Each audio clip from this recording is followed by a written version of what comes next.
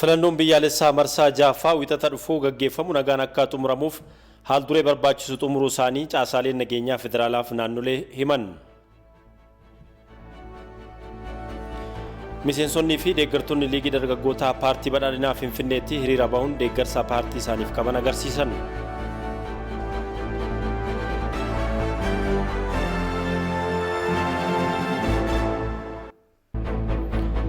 Naftali Bennett ministra muummee Israa'el ta'uun muudaman.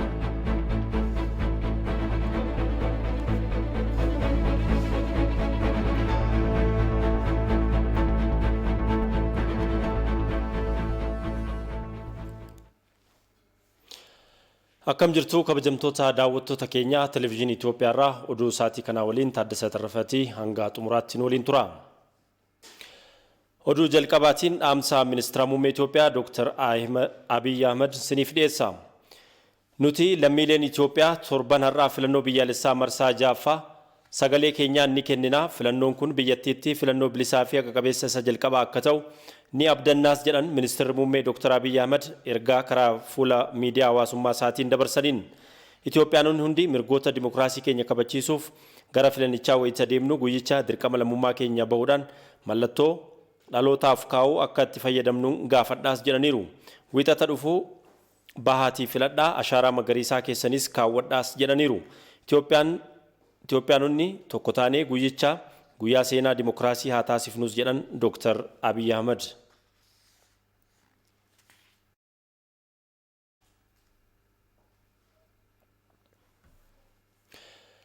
Guyyaa filannoo biyyaalessaa filannichaas filachuu biqiltuu ashaaraa magariisaas dhaabaa ummata addunyaa haa barsiifnu jedhan ministeerri muummee Dr. Abiy Ahmed. Ministeerri muummee kana kan dubbatan sirna eebbaa piroojeektii addabaabayii masqalaa kaleessaa gaggeeffame irratti ture. Abaayyoo Kafanii.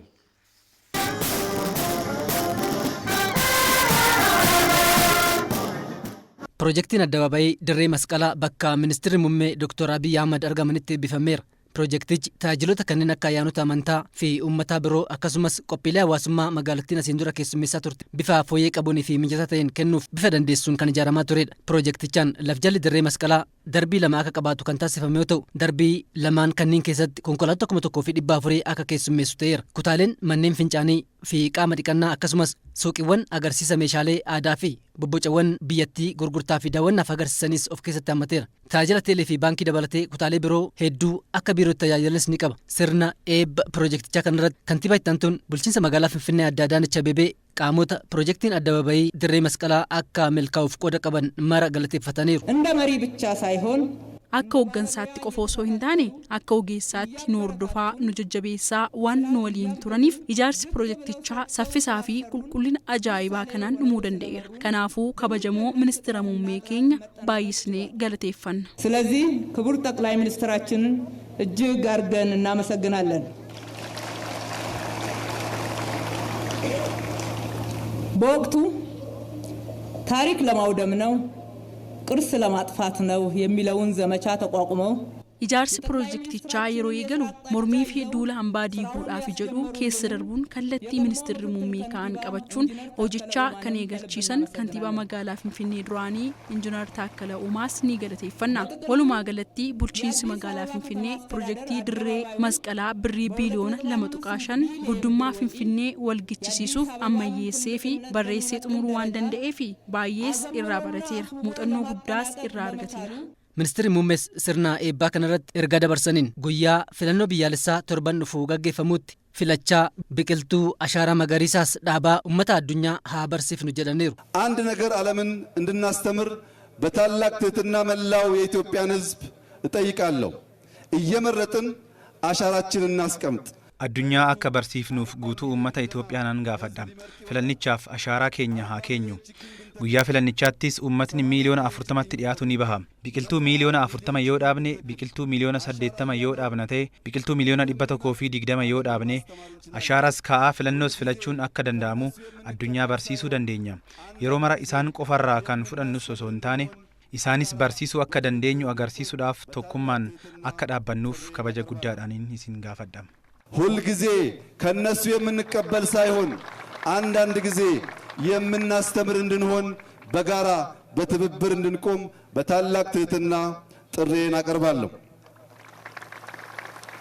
magaalattiitti hojii hanga ammaatti hooggansa haaraan hojjetamee fi hojimane gara fuula duraafis bulchiinsa magaalattiif kennaa magaalattiin maqaa isheetiin akka wal gittuuf akeekuus kennaniiru.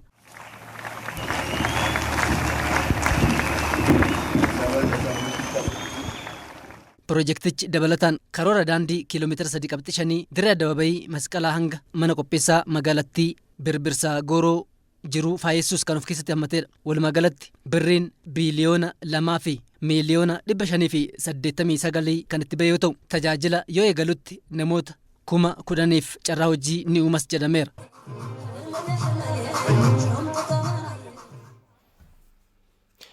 Kutaaleen hawaasaa garagaraa sirna eebbaa pirojektii addabaabayii dirree masqalaa irratti argaman pirojektoonni gurguddoon magaalaa Finfinnee keessatti ijaaramaa jiran guddina magaalichaatiif shoora olaanaa qabu jedhan yaada isaanii Abaayyoo Kafanii qindeesseera.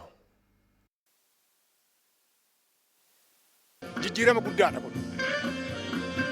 Lafa jalatti dhiisii paarkingii lafa jalatti godhan dhiisitii baddaa irratti hungoon namnii fi makiinan tacanaannaqee xejjechaa jira. Har'a garuu namaa fi makiinaa adda godhanii bakkee makiinan ejjetu yaaddoo malee makiinan bakka argatee namni irree karaa bal'inaan deemee waa'ee tiraafikaatii irree kan ta'u waan jijjiirama guddaa godhaa jira Addis Ababa irratti. Jijjiirama guddaa jijjiirama boruu ta'u.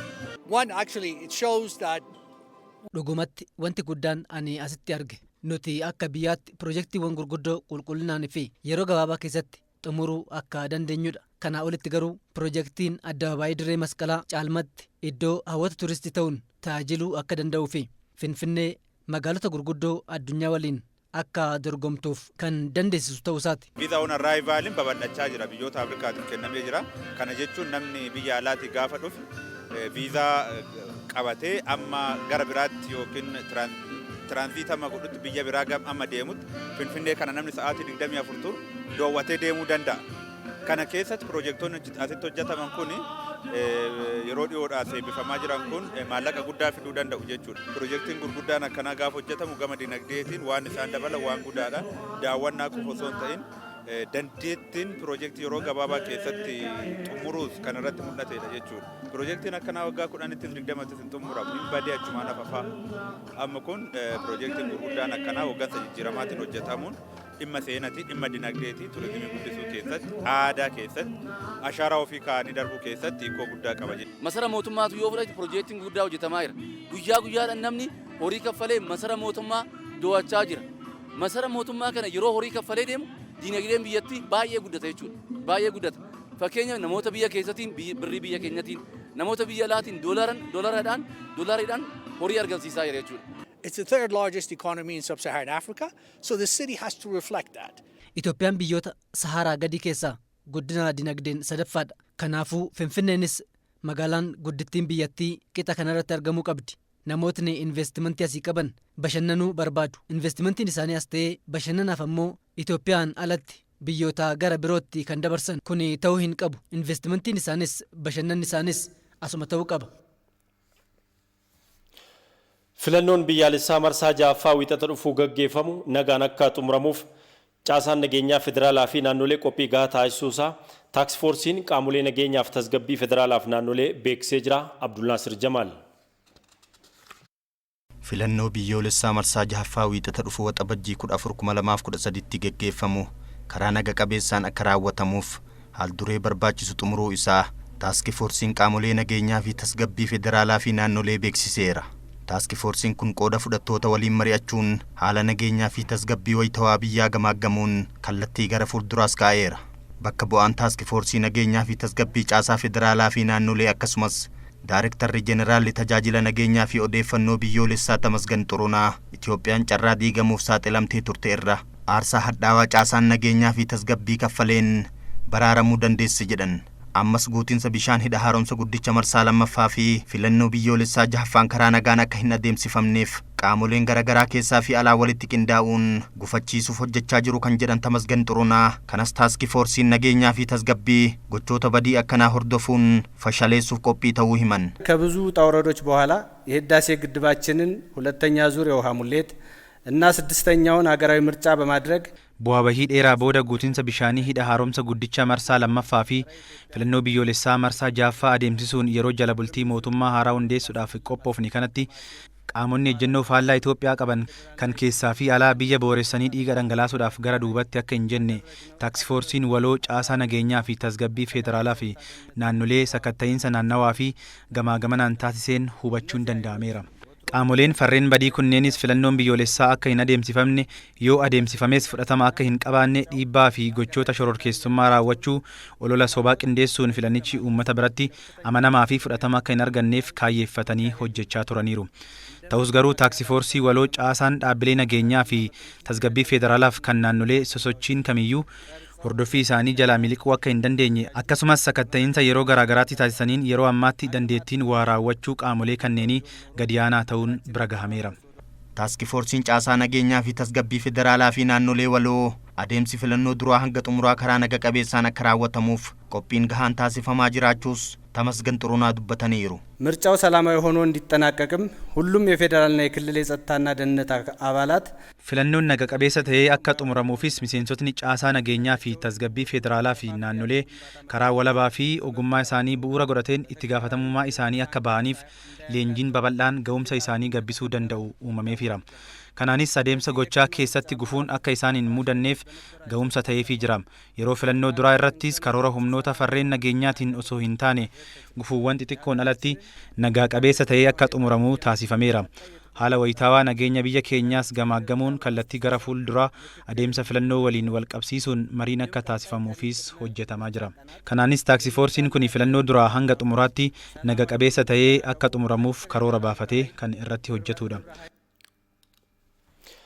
Miseensonni fi deeggartoonni liigii dargaggoota paartii badhaadhinaa bulchiinsa magaalaa Finfinnee hiriira bahuudhaan deeggarsa paartii isaaniif qaban agarsiisan. Sagantaa kanarrattis kaadhimamtoonni paartichaa duulaana filadhaa gaggeessanii jiru. Teedros Tola.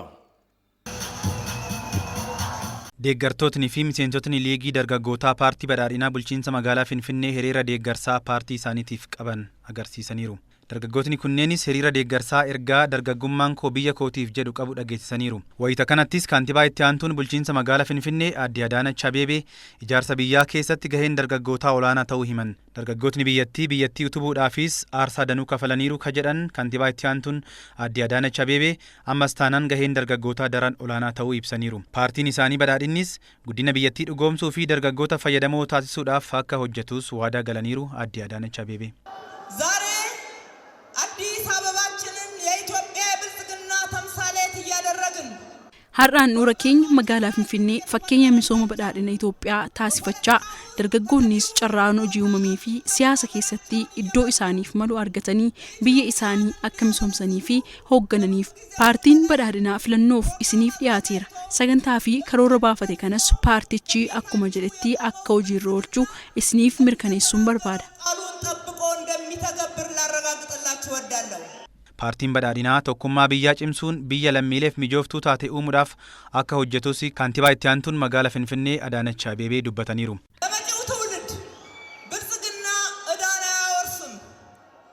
ለመጪው ትውልድ ብልጽግና ጥላቻን መከፋፈልን badhaadhinni dhaloota dhufuuf idaa hin dhaalchisu.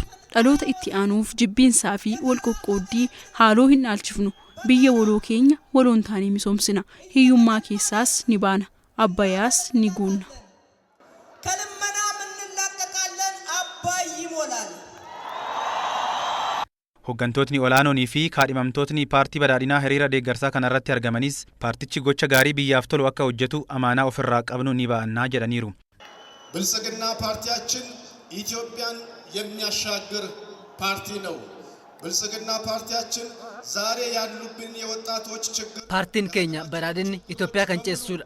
Paartiin keenya rakkoo gama dargaggootaan jiruu fi kan biyyi teenya qabdu hubatee Itoophiyaa tarkaanfachiisuuf kutatee kan ka'edha. Hundumaa ol isin dargaggoota paartii hiriirsee ta'uu isaatiin mul'anni isaanii milkaa. Rakkoon biyya keenyaas furamaa deema. Kan dargaggootaas akkasuma Itoophiyaan kabajaan itti fufti. ወጣት ችግር ይቀረፋል። ኢትዮጵያ በክብር ትቀጥላለች። ፓርቲያችን ብልጽግና በሁሉም መስክ ለሁሉም ከሁሉም የሚታትርና በተለይም የኢትዮጵያን ብልጽግና ፓርቲን ኬኛ badhaadhinne roga maraan hundumaaf kan carraaqu keessumaa rakkoo badhaadhina biyya keenyaa fi magaalaa keenyaa mirkaneessuuf kan hojjetudha. Kana guutumatti hojiirra oolchuufis kan gargaaru sagantaa fi manifeestuu guddaa waliin qabna. Biyyii fi magaalli keenya kan hunduma keenyaa hunda keenya kan gahudha. Gama hawaas diinagdeetiinis magaala keenya Finfinnee jabduu taasisuuf badhaadhinni sagantaa qabateera. ቁንጮ ሆና እንድትታይ ብልጽግና ፕሮግራሙን ይዟል። Hiriira deeggarsaa kanarratti kaadhimamtootni paartii badhaadhinaa duula na filadhaa isaanii kan xumuraa ta'e deeggartootaa fi miseensota liigii dargaggootaa kunneeniif gaggeessaniiru.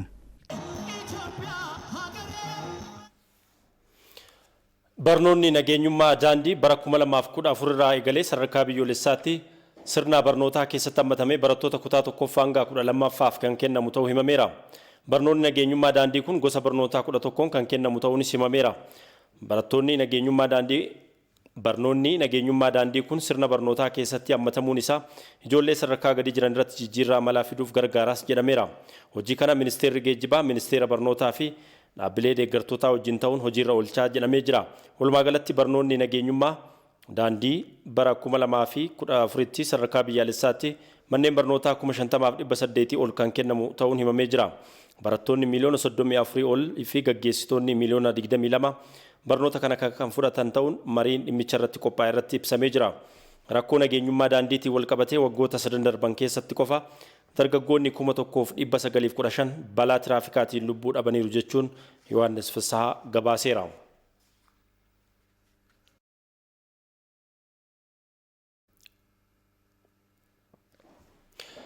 Naannoo Oromiyaatti hojiin misooma kunuunsa qabeenya uumamaa fi ashaaraa magariisaa uwwisa bosonaa naannichaa dhibbeentaa 25 irra ga'u qorannoon baankii addunyaa fi dhaabbata nyaataaf qonnaa addunyaa FAO'n ifoomsuun himameera. Haa ta'u malee kunuunsu taasifamuun wal bira qabamee yoo ilaalamu garuu ammas akka naannoo Oromiyaatti haalli mancaatii bosonaa sadarkaa yaaddessaa irra jira jedhamee jira. Amma beektashooma. Akka qorannoon waggaa dheeraan dura taasifame agarsiisutti naannoo Oromiyaa qofatti waggaatti bosonni lafa heektaara 38 ol irra jiru ni mancaa. Kun ammoo ijoodhaan babal'ifannaa lafaa fi qubannaa seeraan alaatu ka'a. Haa ta'u malee hunda caalaa tarsiimoon dur mootummoonni keessaa qonnaa babal'aa fi investimentii irratti hordofaa turan cirama kanaaf sababa guddaa ta'es ka'aa jira. Turee bulee rakkoon cirama bosonaan dhufu kunis gaaga'ama hedduu fi guddaa ulfaatu fidaa tureera. Rakkoo kana furuufis waggoota dhiyoo sagantaawwan adda addaa kan dandamachiisanii fi deebisanii dhaabuudha eegalamanii jiru. Kunis guutummaatti sababaatu hanga tokko har'arratti dandamannaa uumee jira jedhan hoogganaan ittaanaan biiroo qonnaa fi qabeenya uumamaa Oromiyaa obbo Ndaalkaachoo Tafarii marii ETV'n afaan Oromoon qopheessirratti argamuun kun ammoo oomishummaa qonnaa irratti akka seektaraatti bu'aa fidee jira jedhaniiru. Oomisha waliigalaa kan naannoo Oromiyaatti oomishnu keessaa parsantiin waggaatti oomishtummaan keenya 26-27 kan ture. Bara kana gara 29 qabxii 6tti siqee jira jechuudha. Kana jechuun qonnaan bulaan adda duree ta'e tokko hektaara irraa 60-80 kan argatu akkuma jiru 30-20 illee kan argatu jira jechuudha. Midhaan gosa hunda irratti garuu fuunee yommuu ilaallu waggaadhaa waggaatti oomishi dabalaa jira. Waggaadhaa waggaatti oomishtummaan lafa sanaallee dabalaa jira. Oomishtummaan lafaa kan dabaleef tokkoffaa xaa'ummaan biyyee akka dabalu hojiin misooma suulaa hojjetamaa ture sun hojiin eegumsa biyyee bishaanii gahee mataa isaa taphatee jira. Lammaffaa naannoo asiidummaan babal'atetti asiidummaa yaaluudhaaf hojii guddaan hojjetamee jira. Nooraa dhiyeessuu wajjin wal qabatee midhaan asiidummaa dandamatan illee akka hojjetaman gochuu wajjinis wal qabatee hojii guddaan hojjetamee jira. Isaan alatti immoo gaarawwan gurguddaa kanaan dura hojiin fiizikaalaa hojiin eegumsa biyyee bishaanii irratti hojjetamaa ture irratti gajjallaatti maddi bishaanii illee akka gabbatu ta'uusaa inni agarsiiftuu guddaadha jechuudha. Hojiin eegumsa biyyee bishaanii fi dhaabbii biqiltuun cinaatti hawaasni bosonuma jirurraati hirmaannaa isaatiin kunuunsee akka fayyadamu godhamuudhaanis carraan hojii uumamuun cinaatti galiin gurgurtaa kaarboonitis dabalaa akka jiru. Kan dubbatan ammoo daayireektara olaanaa dhaabbata bosonaa fi bineensota bosonaa Oromiyaa obbo Araarsaa Raggaasaati. Bu'aa bosonaa mukaan taane hin jennu jira. Urgooftuu adda addaa ta'uu danda'a. Buna bosona keessaallee ta'uu danda'a. Baay'ee amma Jimma keessatti buna bosona keessaallee biyya Jaapaanitti biyya alaatti gurgurama. Inni kun gatii addaatiin gurgurama. Isa sanarraallee fayyadamaa ta'a hawaasni. Isarra darbee naannoo dammarratti illee bakka itti hojjetamu jira. Leemmana irratti illee bakka itti hojjetamu jira. Isa kanarraas akka fayyadamaa ta'an ta'a jechuudha. Isarra dabarree amma iddoon itti fayyadamummaa guddaa itti milkaa'aa jirruu fi fuula duras immoo fakkeenya gaarii nuu ta'a babal'ifnee hojjenne itti milkaa'uu dandeenya kan jennu yoo mancaatii xiqqeessine kaarbooniin gurguramaa jira. Amma bosona Baalee irratti kana milkoofne already maallaqa arganne hawaasaaf raabsuu irra geenye irra jechuudha. Gara maallaqa miliyoona 90 kan ta'u hawaasaaf raabsaa jirra. Miliyoona 90 salphaa miti. Aanota muraasa keessa kan jiran waldaalee gurmaa'anii bosonan wajjin eegan kana isaanis. Kana malees dandamannaa biyyoo fi bishaaniin cinaatti hangi uwwisaa bosona naannichaallee dabalee jira jedhan. Kaataa faa'oon diffaayin godheen akkuma sila boraarsaan kaasan gara parsantii 25 akka ta'e qorannoon kan faa'os kan baankii addunyaas agarsiisee jira. Isa kana keessaa immoo akka biyyaatti parsantii 17.5 kan jedhame sana kan naannoo keenya gara parsantii 25 ta'uusaa in agarsiisa. Garuu qorannoon sirriitti marsaadhaan immoo gaggeeffamuutu irra jiraata jechuudha. Waggoota dhihoo asittis sosochiin shaaraa magariisaatiin hojii dhaabbii biqiltuu irratti uumameen hawaasa biratti hubannoon biqiltuu dhaabuudhaa dabalaa akka jiru obbo Araarsaan kaasanii jiru. Haa ta'u malee hanga kunuunfamaa jiru wal bira qabamee yoo ilaalamu akka naannoo Oromiyaatti mancaatiin bosonaa ammallee hammaataa jiraachuu hooggantoonni kun ni kaasu. Hir'inaaf mancaatii dura gahaa jiru reetii itti waggaan dura gahaa jira jenne sana wajjin hoggaa laalle ammallee mancaatiin bosonaa hammaataadha. Kana waanuma of goomsinee irra dabarruu miti waan hojii barbaaduuf fuuldura keenya jira. Dhugumaaf taanan jechuudha. Keessumaa waggaa 3 darbe kana keessa haaluma Oromiyaa keessa ture akka biyyaatti ture kana wal qabateellee rakkinni naannoo bosonaatti gahaa ture dhiibbaan bosonarra gahaa ture waan salphaa miti jechuudha. Kanaaf inni kun hojii keenya hundaa han barbaadudha. Kana malees sadarkaa aanaatti kunuunsa bosonoota uumamaa qabnuun cinaatti sagantaalee yeroo adda addaatti bocaman kana hojiirra oolchuu irratti qophiin biqiltuuf taasifamu ramadiin bajataa fi hojiin kunuunsa qabeenya uumamaa fi dhaabbiin biqiltuu hojii duula yeroo muraasaa godhamee ilaalamuun rakkoo ammas furmaata barbaaduudha jedhan. Godina Gujii Lixaa aanaa Abbayyaatti piroojeektoonni garaagaraa birrii miliyoona 42 oliin hojjetaman eebbifaman. Godina Horroo Guduruu Wallaggaa aanaa Horroo Bulluqittis piroojeektoonni garaagaraa birrii miliyoona 12 oliin ijaaraman xumuramuun tajaajila hawaasaaf qophaa'anii jiru. Hawwii Taaffasa. Godina Gujii Lixaatti piroojeektoonni garaagaraa 95 birrii miliyoona 600 oliin ijaaraman xumuramuun tajaajilaa fi qophaa'an. Horsiisee bultoonni aanaa Abbayyaa ganda gololchaa gaaffilee bu'uuraalee misoomaa yeroo dheeraaf gaafachaa turan keessaa isaan ijoon xumuramanii eebbifamuu isaaniitiin guddaa gammanneerra jedhan. Rakkoo laakkollee dhaqqanne turre ijoolleen teenya bakki itti barattu asiin kaatee gololcha katamaa lafa jedhu dhattee baratti karaa kiiloomeetira meeqa saatii meeqa deemteetti kadhattee barattu amma piroojeektiin kun heega biyya keenya dhuftee masarratteen mana akkana fakkaatu kana nuu ijaaruu isii baay'ee jijjiirama guddaadha. Biyyannee das jenne waa akkanaatiin kun eebba addaa kana kuna qopheeffannee kaane waan kana gammada kanaan nuti dhunnee jirra. Bulchaan aanaa Abbayyaa obbo Ayyaanuu Alamaayyoo piroojeektoota garaagaraa eebbifamaniiruun marsaa duraa kanaan piroojeektoonni eebbifaman baasii qarshii miliyoona 42 oliin kan hojjetaman ta'uu himaniiru. Qabatama aanaa keenyallee yoo laallu piroojeektii keessattuu bara kana ijaaramuu qabanu baay'eesaa xumurree daandii dabalatee akkaataa itti eebbifame jira. Kan guyyaa har'aa immoo ganda tokko keessatti piroojeektii 3 ol yeroo tokkotti eebbisuun danda'ameera jechuudha. Bulchaan godina Gujii Lixaa obbo Tafarii Wandaafraa'u bara kana akka godina Gujii Lixaatti piroojeektoonni 95 hojjetamanii eebbifamuu himuun bara baajataa itti aanuttis piroojeektoota haaraa hojjechuuf karoorfameera jedhu. Uummanni keenya jiruun jireenyi isaa sirnoota darbane keessatti miidhamaa turani sun piroojeektiin uummata kanaaf hojjechuu qabna jedhanii bara kana godina keenyatti akkuma gosinii kaas piroojeektii 95 gara maallaqa miliyoona 630 ol eebbisnee jirra. Bifuma wal fakkaatuun godina Horroo Guduruu Wallaggaa aanaa Horroo Bulluqittis bara kana piroojeektoota haaraa fi buleeyyii 4 birrii miliyoona 12 oliin ijaaraman tajaajila hawaasaaf banaa ta'aniiru. Piroojeektoonni kunniin ijaarsa dallaa mooraa bulchiinsaa mankuusaa xaa'oo ijaarsa bishaan dhugaatii fi kutaa tajaajila wallaansa baqaqsanii yaaluu fa'aa akka ta'es himameera. Kutaaleen hawaasni eebba piroojeektootaa kunniin irratti argaman tokko tokko ijaaramuun piroojeektoota kanneenitti gammaduu isaanii ibsuun ammas kana caalaa bu'uuraalee misoomaa hafan irratti mootummaan xiyyeeffatee akka hojjetuu fi isaanis biyya ijaaruu fi utubuu akka qaban himaniiru. Gammanna biyya keenyaaf waan gaarii nu ta'eera biyya keenyaaf hin gammanna.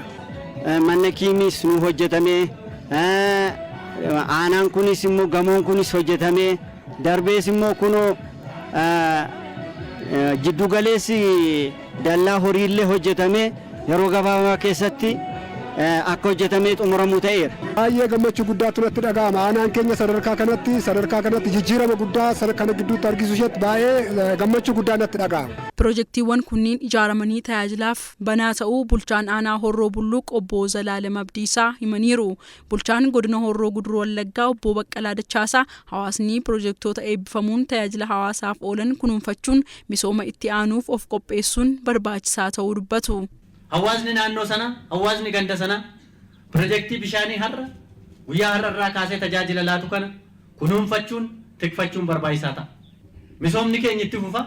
Gorsaa biiroo maallaqaa fi walta'iinsa diinagdee Oromiyaa obbo Taammanee Atoomsaa mootummaan fayyadamummaa uummataa mirkaneessuuf yeroo kamiyyuu caalaa kutannoon kan hojjetu ta'uu himuun hawaasni filannoo marsaa 6ffaa gaggeeffamu karaa nagaa haqa qabeessaa fi dimokiraatawaa ta'een akka gaggeessuu qabus dhaamaniiru. Piroojeektiin irra eebbifne kun isa jalqabaati jechuudha. Malee Horroo Bulluqiin hospitaalin barbaachisaa waan garaagaraa barbaachisaa kan ammoo nageenya isaa mirkaneessinaan irraan jalaan argataa deema. Kana beektanii filannoo of qopheessuu qabdu.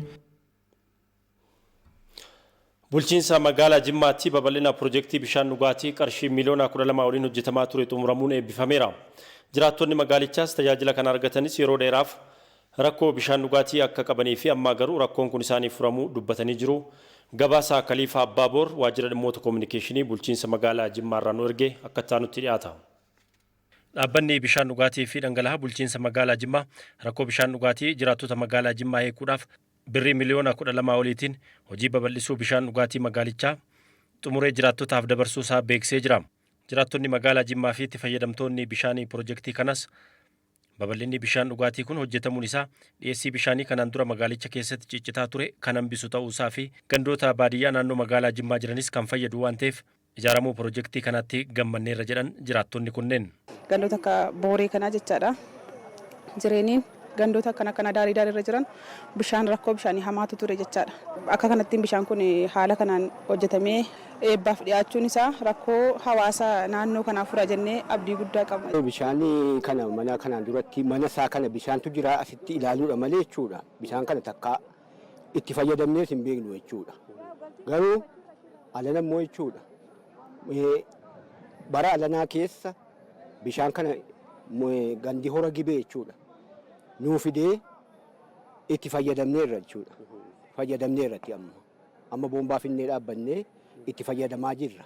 Itti gaafatamaan dhaabbata bishaan dhugaatii fi dhangala'aa magaalaa Jimmaa obbo Jabal Abbaa Fiitaa piroojeektichi baasii birrii miliyoona 12 waliin kan hojjetame akka ta'ee fi uwwisni bishaan dhugaatii magaalaa Jimmaa harka 79 qofaa kan qabu ture amma gara dhibbeentaa 93.8 akka ol guddate dubbatanii jiru. Uwwisa bishaan magaalaa keenya parsantaa 79 irra kan ture guyyaa irraa kan dabalame kanaa wajjiniin parsantaa 93.8tti ol guddisuu dandeenyeera. Harka qalleeyyiinii fi namoonni qaama miidhamoon baasiidhaan galfachuu kan hin dandeenye deeggarsa piroojeektii second water sanitation jedhamurraa maallaqa arganneen harka qalleeyyii fi qaama miidhamtoota nama 1,145 lakkooftuu bilisaan kennuu dandeenyeera. Kantiibaan bulchiinsa magaalaa Jimmaa obbo Tijjaanii Naasir gama isaaniitiin uummanni piroojeektii bishaanii ijaarame kana kunuunfachuu akka qabuu fi biqiltuu dhaabuu irratti akka xiyyeeffatu ergaa dabarsaniiru. Uummanni naannoo kanaa bishaan kunis akka inni dachaadhaan dabalu gochuudhaaf amaanaanis hiriira jira waan ta'eef qabeenya keessanis waan ta'eef biqiltuu dhaabdanis kunuunsurraa kaasee naannoo keessan akka mirgaatiin akka qabattan amaanaa isinitti kennuun barbaada. Koomishinarri koomishinii mana mala sirreessaa Oromiyaa obbo Zawudee Maammoo gama isaaniitiin piroojeektiin hojjetame uummanni kunuunfachuu akka qabu yeroodhaan misooma kan akkanaa itti fufsiisuuf ammoo uummanni nageenya isaa mirkaneeffachuuf qaama nageenyaa wajjin hojjechuu akka qabu ergaa dabarsaniiru. Kan jalqabne xumurreerra waliin geemsaa dhugaatii magaalaa Jimmaa garuu ammas hojii guddaan nu hafaa jechuudha. Kanaaf dhaamsan dhaamni guddaa fi nollaan tarsiimoo mootummaa misooma irratti qabate sana milkeessuudhaaf tajaajilli bishaan dhugaatii fi dhangala'aa magaalaa Jimmaa hojii jalqabdan kana cimtanii akka itti fuftan adaraa jechuun barbaada. Gabaasni kan waajjira dhimmoota koominikeeshinii mootummaa godina Jimmaati. Daawwataa kan jirtan televezyiinii Itoophiyaatti gara oduu maddeen biyya alaarraa argannetti dabarra. Naaftaalii Beenet ministeera muummee Israa'el ta'uun muudaman. Gamtoominni paartilee 8 gidduutti uumame Beenjaamin Neetaaniyaahu turtii waggaa 12 booda aangoo irraa akka bu'an dirqisiisee jira. Awwal Huseen. Benjaamin Netanyaahoo deeggartoonni isaanii King Biibii jedhanii maqaa masootiin leellisu. Siyaasa Israa'el keessatti hoogganaa jabaa ministeera muummee biyyattii Deevid Ben-Guriyoonii fi yeroo Israa'el qormaataan marfamtetti ministeera muummee biyyattii kan turan qixa Goldaameeritti kan eeramanidha. Yaaliiwwanii fi shiroota siyaasaa isaan kuffisuuf xaxaman hundaa irra aanuun shiraan mo'achaa mo'aman bakka jedhamanitti injifachaa kufan yommuu jedhaman ka'aa waggoota 12 ministeera muummee ta'uun Israa'elin hooggananiiru. Bidiruun siyaasa isaanii galaana hedduu ceesisaa turte. Halkan kaleessaa paarlaamaa Israa'el keessatti dhidhimteetti. Duraan gargaaraa isaanii kan turan ga'eessi ganna 49 Naaftaalii Beenet paartilee 8 walitti gurmeessuun ifatti Benjaamin Netanyaahoo aangoorraa buusuu danda'aniiru. Yaada mootummaa waloo hundeessuuf dhiyaate paarlaamaan biyyattii sagalee deeggarsaa 60 fi sagalee mormii 59 raggaasiseera. Mootummaan waloo haaraan paarlaamaan ragga'uu hordofuun paarlaamichatti miirri gaddaas miirri gammachuus mul'ateera. תודה, חברים, אני מבקש. Naaftaalii Beenet ministeerri muummee Israa'el haaraan haasaa isaanii dhageessisuuf yommuu ka'anis deeggartoota Netanyaahoo irraa mormiin guddaan isaan mudateera.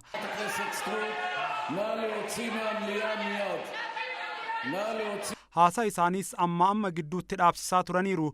Qaamoleen nageenyaas miseensota paarlaamaa gochoota garaagaraatiin adeemsicha jeeqaa turan mana marichaa keessaa baasuun hojiin itti heddummaatee ture. הביטחונית להוציא את חברת הכנסת גולן מהמליאה. נא להוציא אותה. Ministeerri muummee haaraan Naaftaalii Beenet haasaa isaanii gidduutti dhaabaa bakka dhaabanii itti fufaa qormaata guyyaa